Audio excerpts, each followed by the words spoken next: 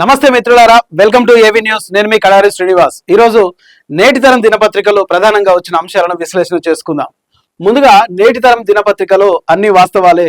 Banner item గా నవ్య నాయకుడు భవ్య పాలకుడు పొంగులేటి.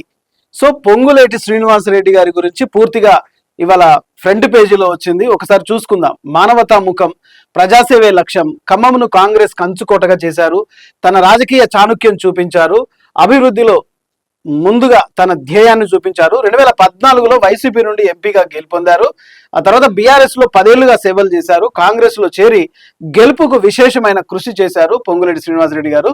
అండ్ అలాగే ఖమ్మం నుంచి బీఆర్ఎస్ క్లీన్ స్విప్ గా అయిపోయింది. ఇందిరమ్మ ఇండ్లకు పూర్వ వైభవం, మంత్రివర్గంలో నెంబర్ 2 స్థానంలో పొంగులేటి శ్రీనివాసరెడ్డి గారి గురించి ఇవాళ ప్రధానంగా రాయబడి ఉంది. అయితే 20 లక్షల ఇందిరమ్మ ఇండ్లు ప్రధానంగా ధ్యేయంగా ఇచ్చిన ఘనత కూడా పొంగులేటికి దక్కుతుంది. ఒక మాటలో చెప్పాలంటే పేదల పెన్నిదిగా ఎంతో పేరున్న నాయకుడిగా పొంగులేటి శ్రీనివాసరెడ్డి గారికి ఉంది. రాజకీయాల్లో రాకముందు ఆయన ఖమ్మం జిల్లాలో ఎంతమందికి సేవ చేశారో శ్రీనివాసరెడ్డి గారి గురించి తెలుసుకుంటే నిజమైన ప్రజాసేవకుడిగా మనకు కనిపించే అవకాశాలు కనిపిస్తున్నాయి. ఇక ఖమ్మం యొక్క ముఖ చిత్రాన్ని చూసుకుంటే కాంగ్రెస్ కు కంచుకోటగా పొంగులేటి శ్రీనివాసరెడ్డి గారు ఉన్నట్టు ఇక్కడ మనకు కనిపిస్తుంది. ఎందుకంటే వ్యక్తిగతంగా ఎంతో మంది పేదల జీవితాల్లో వెలుగు నింపారు ఆయన. ఎంతో మంది పేదలకు వైద్య సేవలు కూడా ఉచితంగా అందించి ప్రాణాలు కూడా నిలబెట్టిన ఘనత పొంగులేటి శ్రీనివాసరెడ్డి గారికి దక్కుతుంది. ఇంకా ఖమ్మం జిల్లా వైసీపీ అధ్యక్షుడిగా, ఎంపీగా, తెలంగాణ రాజకీయాల్లో ఖమ్మం జిల్లాలో ఒక కీలక నేతగా ఆయన వెలుగులోకి వచ్చారు. కేసీఆర్ మాటలు నమ్మి నాడు బీఆర్ఎస్ కు 10 ఏళ్లు సేవలు చేశారు.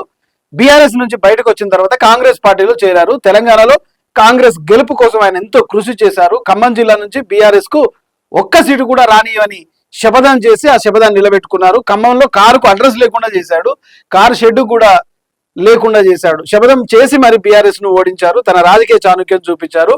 ఖమ్మం కాంగ్రెస్ కు కంచుకోటగా మలిచారు. మంత్రిగా క్యాబినెట్ లో నెంబర్ 2 స్థానాన్ని నిర్మించుకొని ఇవాళ శ్రీనివాసరెడ్డి గారి గురించి ఒక ప్రధానంగా ఆర్టికల్ మనం ఇక్కడ చూస్తున్నాం. ఇక పేదల పాలిటి పెన్నిదిగా పొంగులేటి శ్రీనివాసరెడ్డి ఈ మాట చెప్పింది ఎవరో కాదు, సాక్షాత్తు ఖమ్మం జిల్లాలోని ప్రజల నుంచి వస్తున్న మాట ఇది. రాజకీయ ప్రస్థానం గురించి పొంగులేటి శ్రీనివాసరెడ్డి రాజకీయం గురించి అంచెలంచెలుగా ఎదిగిన ఆయన రాజకీయ ప్రస్థానం మంత్రి స్థాయికి చేరుకుంది. ఖమ్మం జిల్లా రాజకీయాలను శాసించే స్థాయిలో ఆయన రాజకీయ వ్యవస్థ ఉంది. రాష్ట్ర రెవెన్యూ ఐఎన్పిఆర్ శాఖ మంత్రిగా పొంగులేటి రాజకీయ ప్రస్థానం కూడా చాలా విచిత్రమైనదిగా కనిపిస్తుంది, ఆసక్తికరమైనదిగా వినిపిస్తోంది. ఎందుకంటే ఒక రకంగా ఆత్మస్థైర్యంతో కూడుకున్నది అది. అంత గొప్పగా ఆయన రాజకీయం సాగుతోంది. అంటే 2014 నుంచి తెలంగాణ రాజకీయాల్లో పొంగులేటి పెద్దగా పరిచయం లేని నాయకుడు. ఎందుకంటే ఖమ్మం జిల్లా ప్రజలకు మాత్రం ఆయన ఒక ప్రజా సేవకుడిగా, ఎవరు ఆపదలో ఉన్నా అన్నా అంటే నేనున్నా అనే ఒక మానవతా మూర్తిగా సుపరిచితుడిగా ఆయన పేరు పొందుకున్నాడు. అలాంటి నాయకుడు రాష్ట్ర వైసీపీగా, తెలంగాణ రాష్ట్ర వైసీపీ అధ్యక్షుడిగా రాజకీయాల్లో జగన్మోహన్ రెడ్డి వెంట కూడా నడిచిన జ్ఞాపకాన్ని కూడా ఒకసారి పంచుకుంటున్నారు. తొలి తెలంగాణ 2014లో ఖమ్మం జిల్లా నుంచి ఆయన ఎంపీగా వైసీపీ నుంచి గెలిచారు. అదే వైసీపీ పార్టీ నుంచి 3 ఎమ్మెల్యేలు కూడా గెలిపించుకున్నారు. ఎందుకంటే ఖమ్మం జిల్లాలో పూర్తిగా పొంగులేటి శ్రీనివాసరెడ్డి గారి రాజకీయం ఎట్లా ఉందంటే ప్రజలతో మమేకమై ఉంది. వాళ్ళ కష్టాల్లో ఉన్నా, వాళ్ళకి అభివృద్ధి కావాలన్నా, వాళ్ళ సంక్షేమం కావాలన్నా నేనున్నా అంటూ ఆయన ఎంతో మందికి వైద్య సేవలు అందించినట్టుగా కూడా మనకి ఇక్కడ అర్థమవుతుంది. ఇక ఖమ్మం జిల్లా నుంచి రాష్ట్ర నాయకుడిగా వెలుగులోకి వచ్చారు శ్రీనివాసరెడ్డి. తర్వాత కాలంలో మారిన రాజకీయ సమీకరణాలతో ఆయన వైసీపీని వదిలి బీఆర్ఎస్ లోకి చేరారు. 10 ఏళ్ల పాటు మంత్రి పొంగులేటి శ్రీనివాసరెడ్డి సేవలను బీఆర్ఎస్ పార్టీ వినియోగించుకుంది. క్రమంగా ఆయన ప్రాధాన్యత ఖమ్మం జిల్లా రాజకీయాల్లో తగ్గించాలని చూసింది. కానీ ఎదురు తిరిగిన బెబ్బులిలా తనేంటో, తన రాజకీయం ఏంటో బీఆర్ఎస్ కు రుచి చూపించారు. బీఆర్ఎస్ పార్టీలో వచ్చిన మైనస్ పాయింట్ ఏంటంటే ఇలా ఎదుగుతున్న నాయకులను పూర్తిగా పక్కన పెట్టి తన ఓటమిని తానే తెచ్చుకుంది 2023లో బీఆర్ఎస్ పార్టీ. ఎందుకంటే ఖమ్మం జిల్లాలో ఒక ఎదురులేని రాజకీయ నాయకుడిగా ఆయన ప్రస్థానం ప్రజలతో ముడిపడి ఉన్న శ్రీనివాసరెడ్డి గారిని పక్కన పెట్టేసరికి ఆయన కాంగ్రెస్ లోకి చేరడం జరిగింది. అంతే, తన రాజకీయం ఏంటో బీఆర్ఎస్ కు రుచి చూపించారు. శపథం చేసి మరి తెలంగాణ రాజకీయాల్లో ఖమ్మం నుంచి కారును అసెంబ్లీ గేటు దాటనివ్వరని ఎప్పుడైతే శపథం చేశాడో ఆ శపథం ప్రకారం కూడా ఆయన ఖమ్మం జిల్లా మీద తన పట్టును, తన శక్తిని చూపించారు. ఖమ్మం ప్రజల్లో పొంగులేటికి ఉన్న ఆదరణ ప్రపంచానికి తెలిసేలా చేశారు. ఇక ముఖ్యంగా నమ్మించి మోసం చేసిన బీఆర్ఎస్ పార్టీకి తలనొప్పిని అక్కడి నుంచే సృష్టించారు. బీఆర్ఎస్ ఓటమి కూడా అక్కడి నుంచే రాజకీయం రచించారు. గులాబీ పార్టీ కోలుకొని దెబ్బకొట్టారు.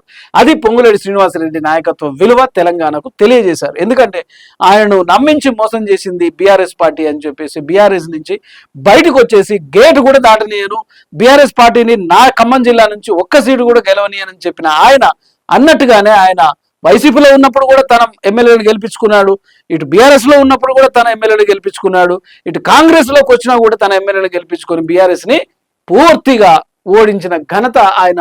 మాట అంటే మాటే, లెక్కకు లెక్క అన్నట్టుగా ఆయన రాజకీయ ప్రస్థానం సాగుతుంది. ఇక ముఖ్యంగా గత ఎన్నికల్లో ఎంతో మంది ఎమ్మెల్యేలు గెలుపు కూడా మంత్రి పొంగులేటి కృషి చేశారు.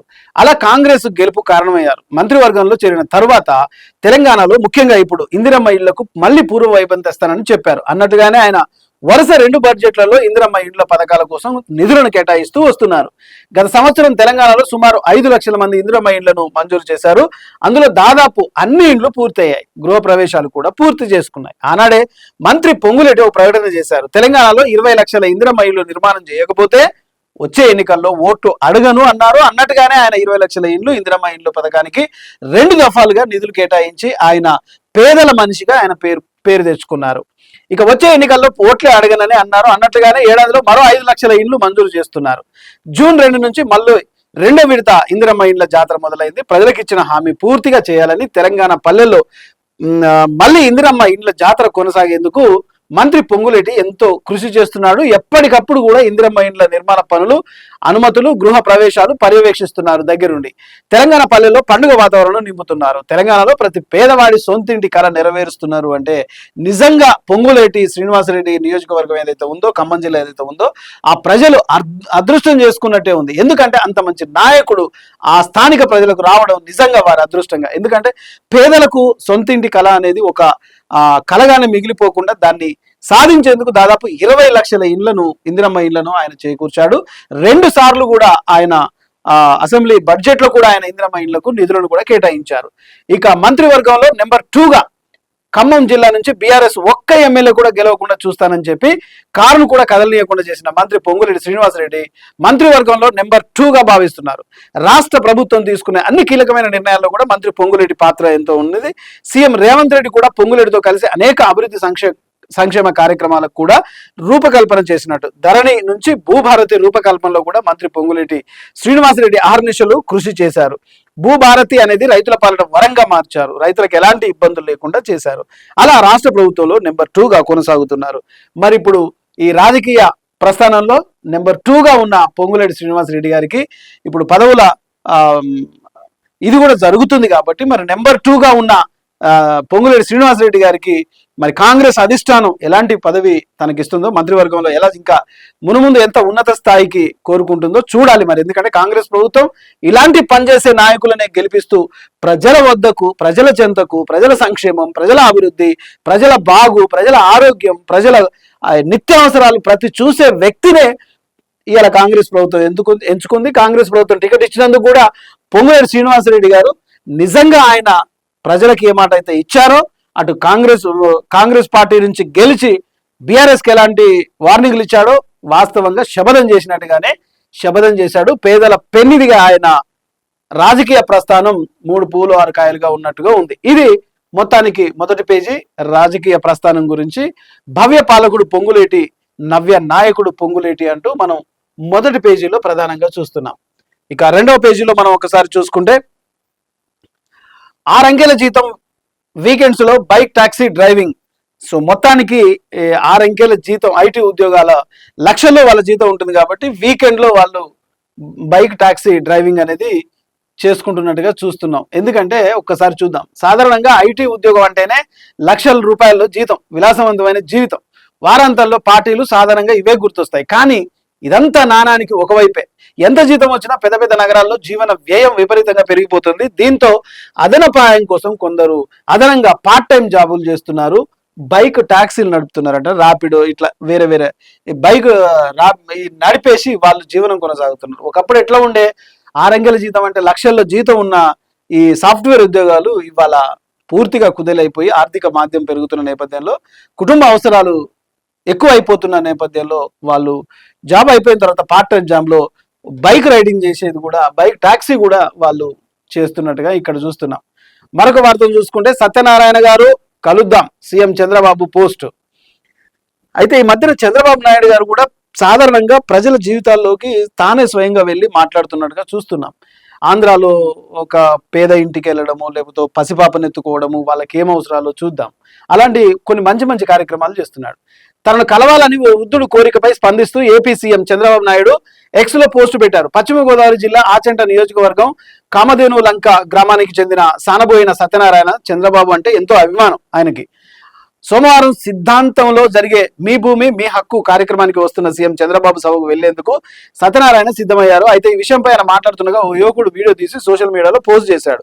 ఇంకేముంది, ఈ విషయం తెలుసుకున్న చంద్రబాబు సత్యనారాయణ గారు రేపు సిద్ధాంతంలో కలుద్దామని పోస్ట్ చేశాడు. ఇక సత్యనారాయణ గారికి ఉన్న సంతోషం, ఆయనకు ఎంత సంతోషం ఉందో, ఎందుకంటే ముఖ్యమంత్రి తనను కలుస్తున్నాడు అంటే ఆ సత్యనారాయణ గారికి ఎంత సంతోషం ఉంటుంది అంటే, ఆయన ఏం కోరుకుంటాడు ఏం కోరుకోడు కానీ మొదలు సీఎం కలవాలనేది ఆయన కల తీరినట్టుగా చూస్తున్నాం.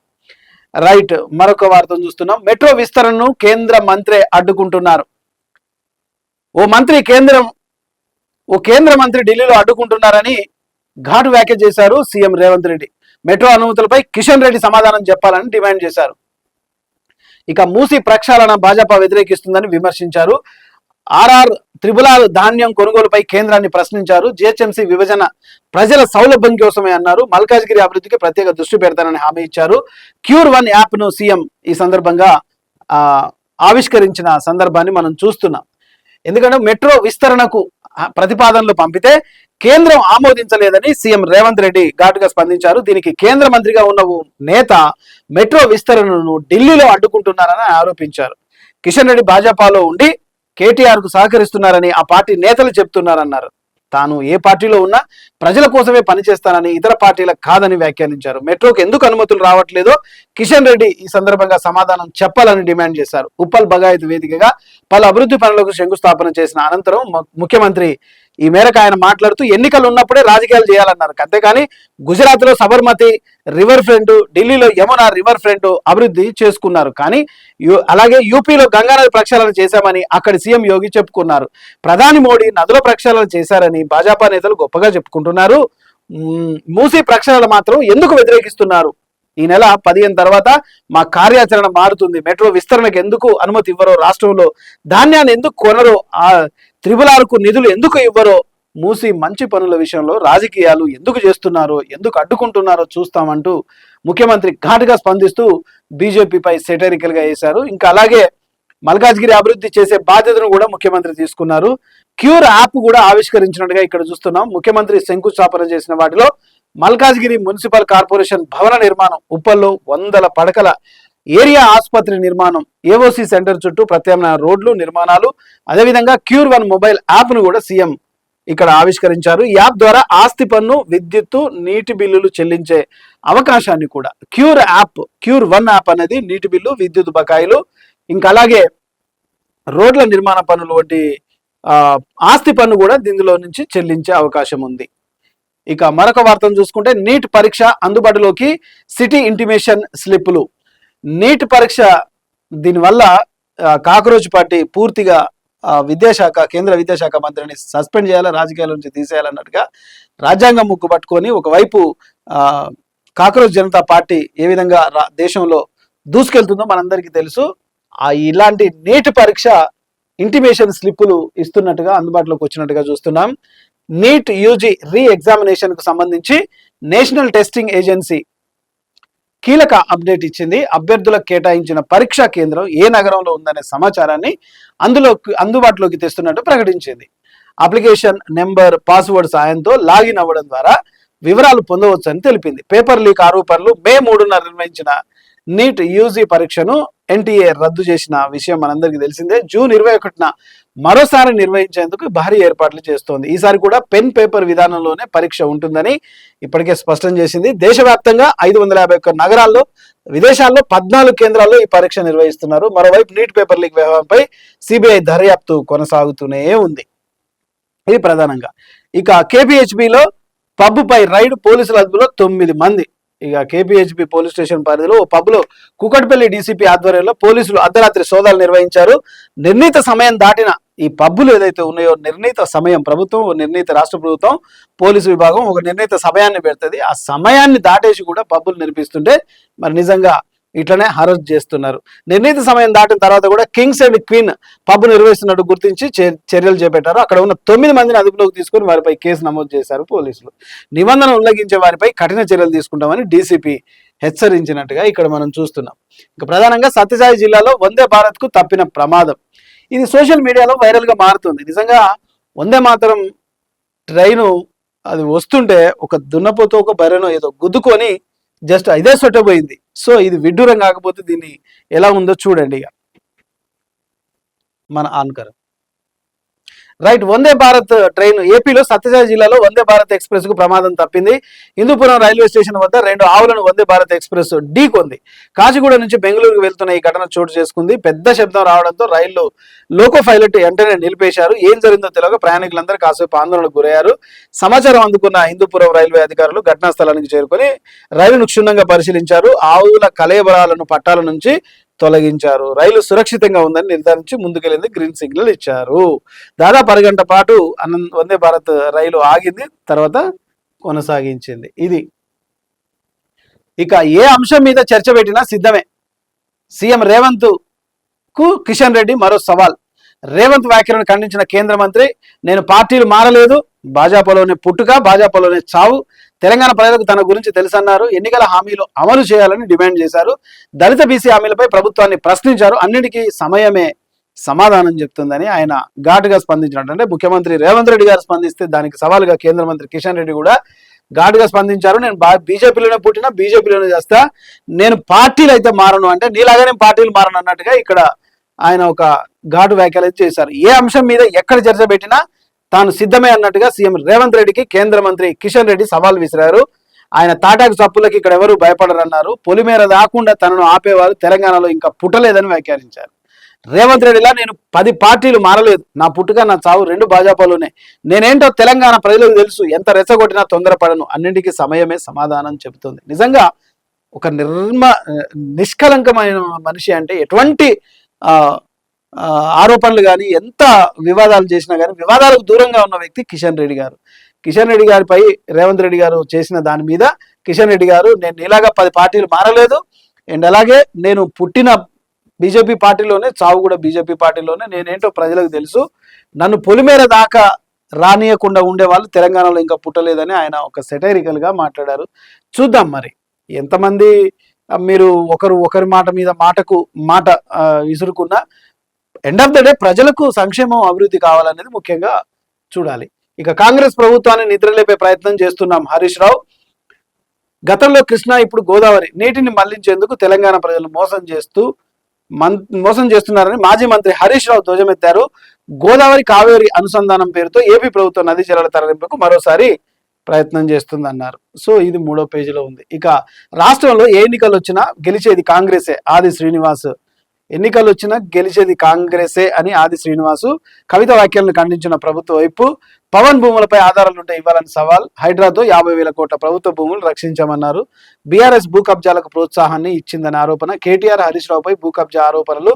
బీఆర్ఎస్ కు ప్రజాదరణ లేకనే ఇలా విమర్శలు చేస్తున్నారని ప్రభుత్వ వైపు ఇక్కడ మాట్లాడుతున్నట్టుగా చూస్తున్నాం. ఇక భార్య అత్తమామల దాడి, ఆర్మీ ఉద్యోగి మృతి. మెదకులో జరిగింది ఇది. పట్టణంలో మిలిటరీ కాలనీలో ఆర్మీ ఉద్యోగం హత్యకు గురయ్యాడు ఆర్మీ ఆఫీసర్.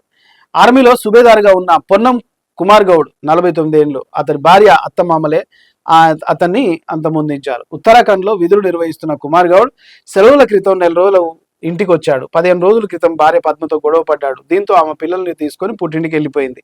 ఈ క్రమంలో కుమార్ 2 మహిళలను ఇంటికి తీసుకొచ్చారనే ఆరోపణలు కూడా వినిపిస్తున్నాయి. ఈ విషయం తెలుసుకున్న అతని భార్య పుట్టింటి నుంచి తిరిగి వచ్చారు.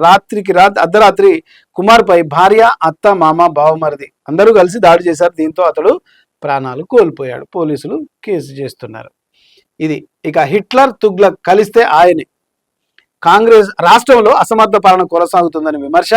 కాంగ్రెస్ అధిష్టానానికి గులాంగిరి చేస్తున్నారని ఆరోపణ.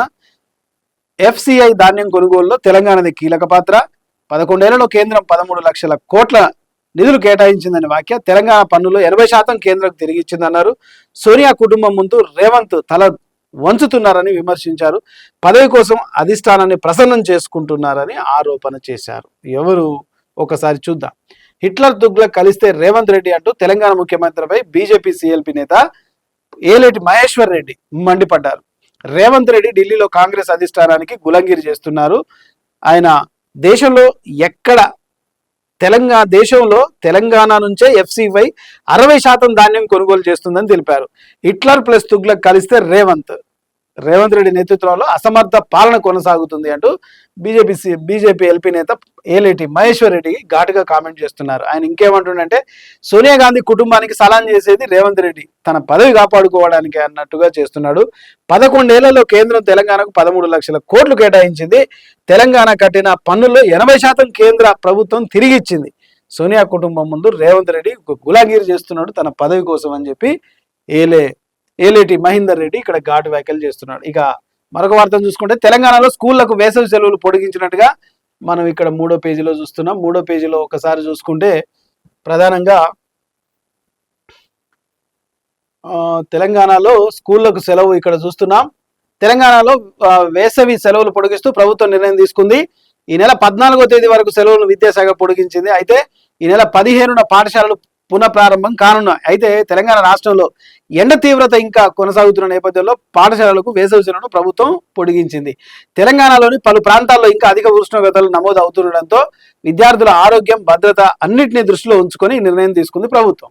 సెలవులను పొడిగించడం వల్ల విద్యార్థులు తీవ్రమైన వేసవి ఎండల బారిన పడకూడదని అధికారులు నిర్వహించుకున్నారు. పాఠశాలలు పునఃప్రారంభం అవడానికి ముందు అవసరమైన ఏర్పాట్లు చేసుకోవాలని చేసింది. మరి ఎప్పుడు అనేది మాత్రం ఇయ్యలేదు, పొడిగించినైతే పొడిగించారు. ఇది. ఇక మరొక వార్తను చూసుకుంటే, ఇందిరా పార్కు వద్ద యువ క్రికెటర్ల ధర్నా. గ్రామీణ ప్రాంతాల నుంచి వచ్చే ప్రతిభావంతులైన ఆటగాళ్లు హెచ్సిఏ వ్యవస్థ కారణంగా నష్టపోతున్నారని ఆరోపించారు. ప్రత్యేక తెలంగాణ డిస్ట్రిక్ట్ క్రికెట్ అసోసియేషన్ ఏర్పాటు చేయాలని, నిజంగా ప్రత్యేక తెలంగాణ క్రికెట్ అసోసియేషన్ ఏర్పాటు చేస్తే తెలంగాణలో ఉన్న ఎంతో మంది క్రికెట్ ఆటగాళ్లు, యువకులు, ఉత్సాహవంతులు, ప్రతిభావంతులు క్రికెట్లో రాణిస్తున్న నేపథ్యం కనిపిస్తుంది. క్రికెట్ అంటే చాలా మందికి అభిమానం ఉంది. అలాగే తెలంగాణ డిస్ట్రిక్ట్ క్రికెట్ అసోసియేషన్ ఏర్పాటు చేయాలని, దీనివల్ల చేయకపోతే ఎంతో మంది ఆర్థికంగా క్రీడాకారులు బయటికి రాలేక ఇబ్బంది పడుతున్నారు. వాళ్ళకి అవకాశాలు కూడా రావట్లేదు. గ్రామీణ జిల్లా స్థాయి ఆటగాళ్ల భవిష్యత్తు కూడా ప్రశ్నార్థకం అవుతుంది. ప్రభుత్వం జోక్యం చేసుకోవాలని వాళ్ళు కోరుతున్నారు. ప్రత్యేక తెలంగాణ డిస్ట్రిక్ట్ క్రికెట్ అసోసియేషన్ ఏర్పాటు చేయాలని యువ క్రికెటర్లు ధర్నా చేస్తున్నారు. ఇక పోలీసులకు లొంగిపోయిన సిఐ చిన్నమల్లయ్య. అత్యాచారం కేసులో కొన్ని వారాలుగా పరారీలో ఉన్న సిఐ చిన్నమల్లయ్యను ఎట్టకేలకు శనివారం తెల్లవారుజామున 5 గంటల ప్రాంతంలో వినుకొండ పోలీస్ స్టేషన్ వచ్చి అధికారుల ముందు తానే లొంగిపోయాడు. సో లొంగిపోవడం వల్ల కేసు కొంత ఇది. భువనగిరి మార్కెట్లో జంక్షన్ బాక్సుల ధ్వంసం. విలువైన వైర్లు కత్తిరించి ఎత్తుకెళ్లిన దొంగలు. ఇది దొంగల పని అన్నట్టుగా. ఏది దొరికినా వదలరు. కనీసం బైక్ అద్దం ఉన్నా కానీ దాన్ని ఉడబిక్కపోతారు. బైక్ మీద హెల్మెట్ పెట్టినా దెంకపోతూనే ఉంటారు. ఇది భువనగిరి మార్కెట్లో జంక్షన్ బాక్సులు కూడా దెంకపోయిన దొంగలు ఎత్తుకెళ్లిన పరిస్థితి ఇక్కడ చూస్తున్నాం. యాదాద్రి భువనగిరి జిల్లా కేంద్రంలో ఇంటిగ్రేటెడ్ మార్కెట్లో భారీ చోరీ. గుర్తు తెలియని దుండగులు రాత్రి వేళ మార్కెట్ ప్రాంగణంలో ప్రవేశించి విద్యుత్ వ్యవస్థకు సంబంధించిన జంక్షన్ బాక్సులను ధ్వంసం చేసి 25 లక్షల విలువ గల విద్యుత్ వైర్లను శుక్రవారం రాత్రి ఎత్తుకెళ్లారు. సో మొత్తానికి విద్యుత్ సరఫరా వ్యవస్థ పెద్ద అంతరాయం జరిగింది.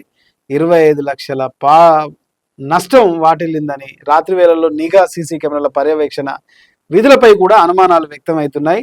పోలీసు దుండగుల కోసం పోలీసు గాలింపు చర్యలు కూడా చేపట్టారు. చూద్దాం. ఇంటిగ్రేటెడ్ మార్కెట్ వంటి ప్రధాన కేంద్రాల్లో రాత్రి వేళల్లో నిఘాను మరింత ఏర్పాటు చేయాలని కూడా స్థానికులు డిమాండ్ చేస్తున్నారు. ఇక కరీంనగర్లో కూలిన లిఫ్ట్, ఎమ్మెల్యే కవ్వంపల్లికి తప్పిన ప్రాణాపాయం. మానకొండూరు ఎమ్మెల్యే కవ్వంపల్లి సత్యనారాయణకు పెను ప్రమాదం తప్పింది. ఆరేపల్లి మోహన్ జన్మదిన వేడుకల్లో పాల్గొనేందుకు కరీంనగర్ ఎమ్మెల్యే వెళ్లారు. అయితే కెమిస్ట్ భవన్లో 2వ అంతస్తుల నుంచి దిగుతూ లిఫ్ట్ ప్రమాదానికి గురైంది. సాంకేతిక కారణాల వల్ల లిఫ్ట్ ఒక్కసారిగా 2వ అంతస్తు నుంచి గ్రౌండ్కు ఫ్లోర్కు పడిపోయింది. ప్రమాద సమయంలో ఎమ్మెల్యే కవ్వంపల్లితో పాటు లిఫ్టులో మరో 6 కూడా ఉన్నారు. ఏం జరుగుతుందో అర్థం కాక వాళ్ళంతా తీవ్ర ఆందోళనకు గురయ్యారు. వెంటనే సిబ్బంది స్పందించి ప్రాణాపాయం నుంచి తప్పించారు. ప్రమాదం నుంచి బయటపడడంతో వారంతా ఊపిరి పీల్చుకున్నాడు. ఇక మనం చూస్తున్నాం తెలంగాణలో వేసవి సెలవుల పొడిగింపు. ఈ నెల 14వ తేదీ వరకు, విద్యాశాఖ 15 వరకు వేసవి సెలవులు పొడిగించింది. మొత్తం ఇదే పునఃప్రారంభానికి ముందు ఏర్పాట్లైన మొత్తం ఇదే ఉంది తప్ప ఎప్పుడు మళ్ళీ ఇచ్చేది ఫస్ట్ పేజీలో ఇదే ఉంది, సెకండ్ పేజీలో కూడా మళ్ళీ అదే ఇచ్చారు. సో ఇది రాష్ట్రంలో ఏ ఎన్నికలు వచ్చినా గెలిచేది కాంగ్రెసే. ప్రభుత్వం విప్ ఆది శ్రీనివాసు ఇక్కడ చూస్తున్నాం. ప్రజాస్వామ్యంతోనే నగర అభివృద్ధి సాధ్యం, ప్రజాపాలన ప్రగతి ప్రణాళిక, వార్డు సభల నిర్వహణ. నల్గొండ మున్సిపల్ కమిషనరు బచ్చలకూరి శరత్ చంద్ర ఇక్కడ ఒక వార్తను చూస్తున్నాం. నల్గొండ జిల్లా మున్సిపల్ కార్పొరేషన్ బచ్చలకూరి శరత్ చంద్ర ఈ సందర్భంగా ప్రజల భాగస్వామ్యంతోనే అభివృద్ధి సాధ్యమన్నారు. ప్రజాపాలన ప్రగతి పాలన భాగంగా శనివారం 2వ విడత పలు కార్యక్రమాల్లో ఆయన మాట్లాడినట్టుగా చూస్తున్నాం. ప్రధానంగా చెత్తను మూలం వద్దనే వేరు చేయడం ద్వారా పరిశుభ్రమైన నగర నిర్మాణంతో పాటు వ్యర్థాల శాస్త్రీయ నిర్వహణ కూడా సాధ్యమవుతుంది అన్నారు. ఎందుకంటే తడి చెత్త పొడి చెత్త ఇలా వేరువేరుగా చేయాలి. డ్రైనేజీల పూడికతీత పనులు, మురుకాలువల పరిశుభ్రత, వర్షాకాలం వస్తున్న నేపథ్యంలో తగిన చర్యలు తీసుకోవాలన్నారు. డ్రైనేజీలు ముఖ్యంగా చెత్తను వేస్తూ ఉంటారు. మన ప్రజలు ఏంటంటే డ్రైనేజీ పోతుందంటే దాంట్లో ఏదో చెత్తను అవి ఇవి కవర్లన్నీ పడేస్తుంటారు. అట్లా పడేయపోద్దు. వర్షాకాలంలో నీళ్ళు ఎక్కువగా ఎక్కడ కూడా నిల్వ ఉండకుండా జాగ్రత్తలు తీసుకోవాలి. ముఖ్యంగా మనం తాగే నీరును పరిశుభ్రంగా ఉంచుకునేటట్టు చూసుకోవాలి. వర్షాకాలంలో అనేక రోగాలు మనం తాగే నీటి వల్లనే వస్తుంటాయి కాబట్టి ఆ నీరును పరిశుభ్రమైన నీరును తీసుకోవడంలో కూడా ప్రజలు జాగ్రత్తలు తీసుకోవాలని ఇక్కడ. ఇక మరొక వార్తను చూసుకుంటే అదో మురికి కీటకం పేరు మార్చుకోండి, కాక్రోచ్ పార్టీపై హర్యానా మంత్రి. అదే మురికి కూపం ఎక్కడుందో ఎవరికి మీరు చెప్పనక్కర్లేదు, ప్రజలే నిర్ణయించుకుంటారు. కాక్రోచ్ జనతా పార్టీపై హర్యానా మంత్రి అనిల్ విజ్ ఆసక్తికర వ్యాఖ్యలు చేశారు. బొద్దింక ఓ మురికి కీటకం, దానివల్ల చిన్నపిల్లాడు కాలితో నలిపేయగలడని అన్నారు. అందుకే పేరు మార్చుకోవాలని సూచించారు. యువత ప్రశ్నించాల్సిందే. పరీక్షల నిర్వహణ లోపాలకు కారణమైన కేంద్ర విద్యాశాఖ మంత్రి ధర్మేంద్ర ప్రధాన్ను రాజీనామా చేయించే భారత ప్రధాని మోడీదేనని కాక్రోచ్ జనతా పార్టీ వ్యవస్థాపకుడు అభిజిత్ దీప్కే పేర్కొన్నారు. స్వస్థలం శంభాజీనగర్ లో విలేకరులతో మాట్లాడిన ఆయన పేపర్ లీకేజీలపై ప్రశ్నించాల్సిన అవసరం ఉంది. 5 ఏళ్లకోసారి ఓటు వేయడం మాత్రమే రాజకీయం కాదని, ఎవరికి ఓటు వేశామో వారిని ప్రశ్నించాలన్నారు. యువత గలం విప్పినప్పుడే వ్యవస్థ సరిగ్గా పనిచేస్తుంది. ఇది నిజం, ఇదే నిజం. సో ఇది ప్రధానంగా 3వ పేజీలో మనకు కనిపిస్తోంది. ఇక 4వ పేజీలో ఒకసారి చూసుకుంటే మైనంపల్లి ఆధ్వర్యంలో సీఎం సభకు భారీగా తరలి వెళ్లిన కాంగ్రెస్ నేతలు. సీఎం జిందాబాద్ అంటూ వందలాదిగా ర్యాలీ బయలుదేరిన కాంగ్రెస్ శ్రేణులు ర్యాలీకి ముందు అంబేద్కర్ విగ్రహానికి పూలమాలలు వేసి నివాళులర్పించిన మైనంపల్లి. ఉప్పల్లో జరిగే మల్కాజ్గిరి మున్సిపాలిటీ కార్పొరేషన్ నూతన బిల్డింగ్ భూమి పూజ కార్యక్రమానికి మాజీ ఎమ్మెల్యే మైనంపల్లి హనుమంతరావు వందలాదిగా తరలి వెళ్లిన కాంగ్రెస్ నాయకులు కార్యకర్తలు ఈ సందర్భంగా ఆనంద్బాగ్ చౌరస్తాలో అంబేద్కర్ విగ్రహానికి పూలమాలలు వేసి నివాళులర్పించారు. భారీగా కాంగ్రెస్ కార్యకర్తలు మైనంపల్లి గారితో కదిలినట్టుగా ఇక్కడ చూస్తున్నాం. మొత్తానికి మైనంపల్లికి ఒక ప్రత్యేకమైన స్థానం ఉంది మల్కాజ్గిరి మున్సిపాలిటీలో. ఎక్కడైనా సరే మేడ్చల్ మల్కాజ్గిరిలో ఒక కీలక నేతగా మనం ఇందాక పొంగులేటి శ్రీనివాసరెడ్డి గారిని ఖమ్మం జిల్లాలో ఎలా చెప్పుకున్నామో, మైనంపల్లి కూడా మేడ్చల్ మల్కాజ్గిరిలో ఆయన కాంగ్రెస్ పాత్రలో ఎక్కడ ఉన్నా సరే మైనంపల్లిది ఒక ప్రత్యేకమైన రాజకీయ శైలి. ఎవరు ఆపదలో ఉన్నా అన్న అంటే ఆదుకునే ఒక నిండైన గుణం ఇక్కడ మనకు కనిపిస్తుంది. సో మరొకటి మైనంపల్లి వార్త తర్వాత మరొకటి ప్రతిభా పురస్కారం అందుకున్న గజ్వేల్ విద్యార్థులకి లలితా వాణి ప్రతిభా పురస్కారం. సిద్దిపేట జిల్లా గజ్వేల్ పట్టణానికి చెందిన ఆర్యవంశ నాయకుల ఉపాధ్యాయుడు నరేందర్ శ్రవంతి దంపతుల కుమార్తె లలితా వాణి 10వ తరగతిలో ఉత్తమ ప్రతిభ కనపరిచినందుకు ఆమె పురస్కారాన్ని అందుకున్నారు. ఇది విషయం. ఇక యాదాద్రి భువనగిరి జిల్లా ఉప సర్పంచ్ల ఫోరం జిల్లా అధ్యక్షుడిగా సూర్కంటి శ్రీధర్ రెడ్డి ఏకగ్రీవంగా ఎన్నికయ్యారు. ఇది యాదాద్రి భువనగిరి జిల్లా ఉప సర్పంచ్ల ఫోరం జిల్లా అధ్యక్షుడిగా మందోళ్లగూడెం గ్రామ ఉప సర్పంచి సూర్కంటి శ్రీధర్ రెడ్డి గారు ఏకంగా ఎన్నికయ్యారు. ఈ సందర్భంగా సమావేశంలో తెలంగాణ రాష్ట్ర ఉప సర్పంచుల ఫోరం జిల్లా అధ్యక్షులు చోట్ల కార్తీక్ ముఖ్య అతిథిగా పాల్గొని నూతనంగా ఎన్నికైన శ్రీధర్ రెడ్డికి అభినందనలు తెలిపారు. సో ఇది. ఇక్కడ మరొక వార్తను చూసుకుంటే జాతీయ ర్యాంకింగ్ టోర్నీలో సుచిత్ర అకాడమీకి జోడిగా స్వర్ణం. సుచిత్ర అకాడమీలో ట్రైనింగ్ తీసుకున్న పిల్లలకి ఇక్కడ స్వర్ణం లభించినట్టుగా మనం ఇక్కడ చూస్తున్నాం. ఇక మరొక వార్తను చూసుకుంటే భూపాలపల్లిలో సింగరేణి బొగ్గుగని కార్మిక సంఘం 29వ ద్వైవార్షిక మహాసభలు ఘనంగా నిర్వహించారు. నూతన కేంద్ర కమిటీని కూడా ఎన్నుకున్నట్టు కూడా ఇక్కడ మనం చూస్తున్నాం. భూపాలపల్లి ప్రాంతంలో సింగరేణి బొగ్గుగని కార్మిక సంఘం ఆధ్వర్యంలో 28వ ద్వైవార్షిక మహాసభలు ఘనంగా జరిగాయి.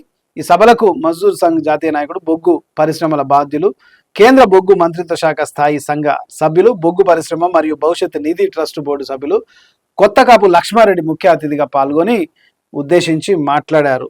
సో మొత్తానికి సింగరేణి కార్మికుల హక్కుల పరిరక్షణ, ఉద్యోగ భద్రత, సంక్షేమ పథకాల అమలు, కార్మిక సంక్షేమం సంఘం ప్రధాన లక్ష్యమని ఆయన పేర్కొన్నారు. కార్మికుల సమస్యల పరిష్కారానికి సంఘం నిరంతరం కృషి చేస్తుందని ఆయన పేర్కొన్నారు.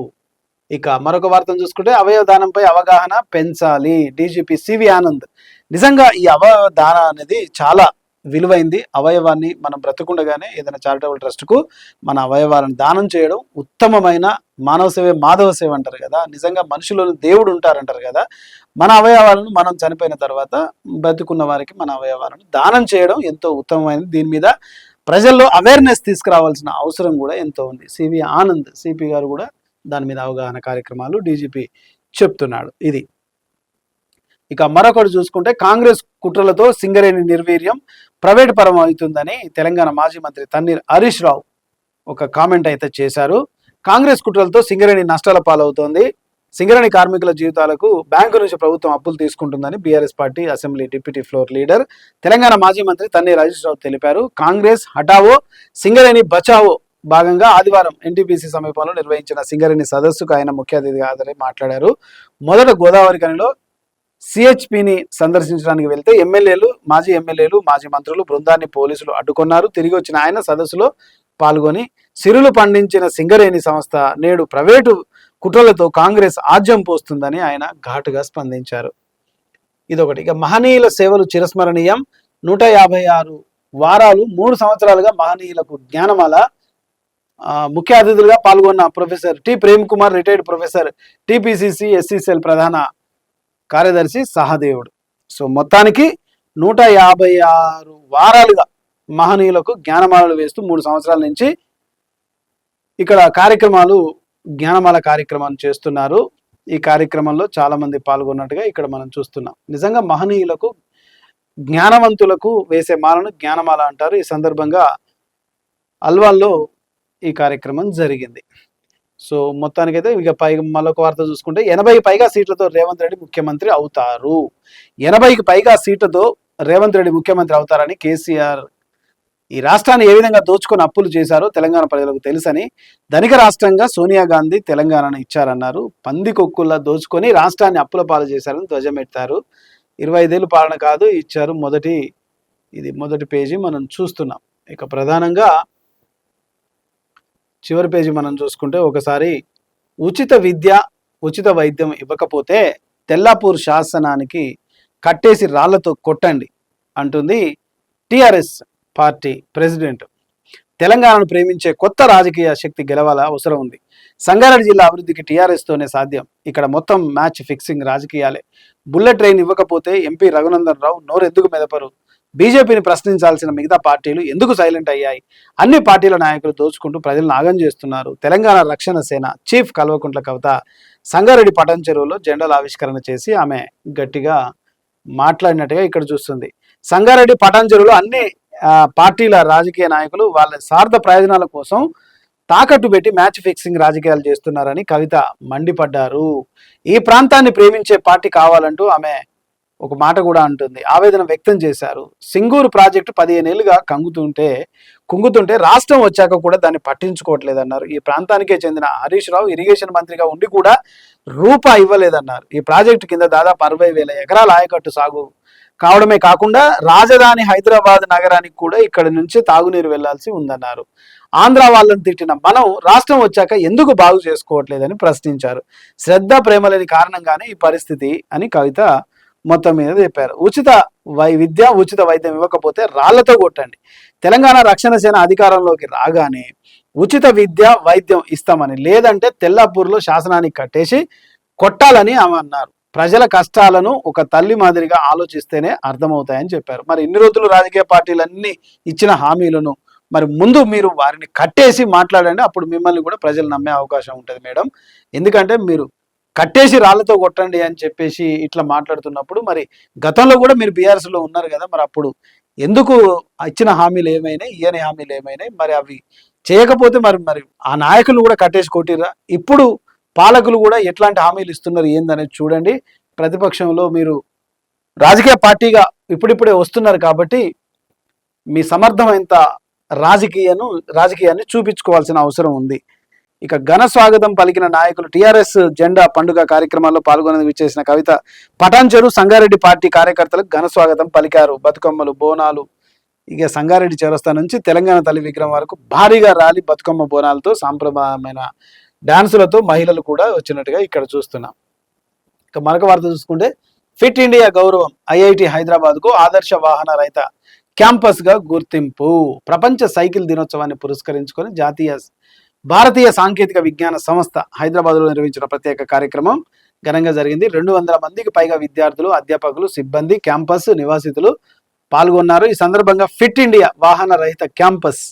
ఫిట్ ఇండియా అంటే వాహనాలను వాడకుండా సైకిళ్లు వాడుతూ ప్రపంచ వాతావరణ దినోత్సవం సందర్భంగా కాలుష్య రహిత సమాజాన్ని మనం ఏర్పాటు చేసుకోవాలంటే వాహన రహిత ప్రయాణాన్ని చేయాలి. ఇట్లా సైకిళ్ళ మీద మనకు దగ్గర ప్రాంతాల్లో వెళ్తే చాలా బాగుంటుంది. 200 మంది విద్యార్థులు పైగొన్నారు. వాళ్లకు ప్రతిభ కనబరిచిన వాళ్ళకు కూడా ఒక గుర్తింపు కూడా ఇచ్చినట్టుగా మనం చూస్తున్నాం.